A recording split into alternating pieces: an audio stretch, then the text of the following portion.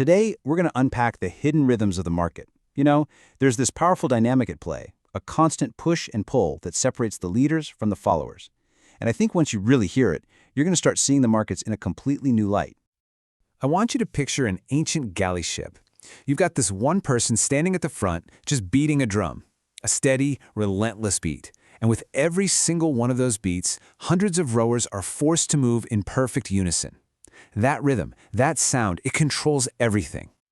Well, believe it or not, that exact same dynamic is playing out in our financial markets every single day. It's just a lot harder to see.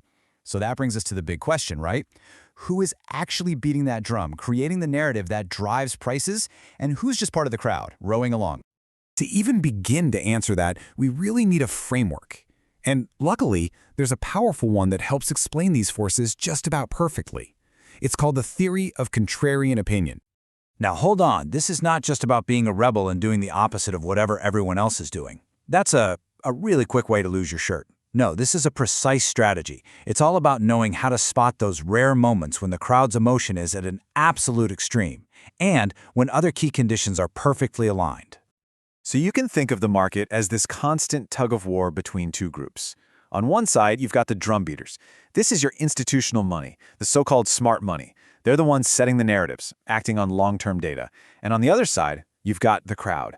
They're the ones following the consensus, often reacting emotionally to scary headlines and short-term news. And here is the golden rule. This is the most crucial part. The best contrarian opportunities don't just pop up all the time. They become incredibly powerful only when you see this very specific mismatch. The crowd is overwhelmingly terrified in the short term, but the big picture, long-term trend is still pointing up. Okay, so theory is great, but how does this play out in a real world? Well, let's look at a perfect example that just happened, that dramatic, powerful reversal we just saw in Bitcoin. If you go back to November, things looked really, really bad. The crypto fear and greed index was flashing extreme fear. I mean, we're talking about levels you usually only see at major market bottoms. This meant for every 10 people you talked to, probably 9 of them were totally convinced the price was about to fall off a cliff. But here's what's so fascinating. Beneath all that panic, something else was going on.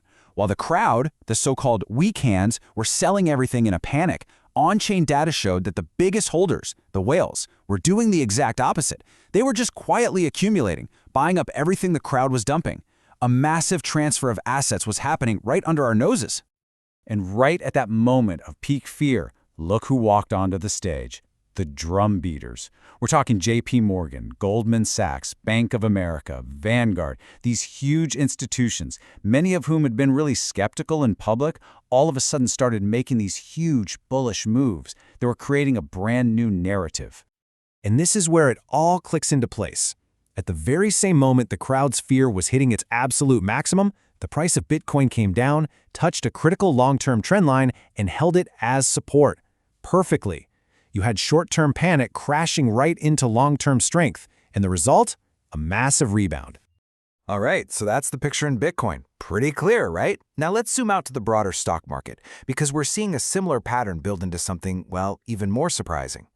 When you look at the sentiment for the stock market in general, it's almost a mirror image of what we just saw. Fear is absolutely the dominant emotion. The crowd is positioned defensively. Almost everyone is expecting a downturn. But here's the paradox, and it is a big one.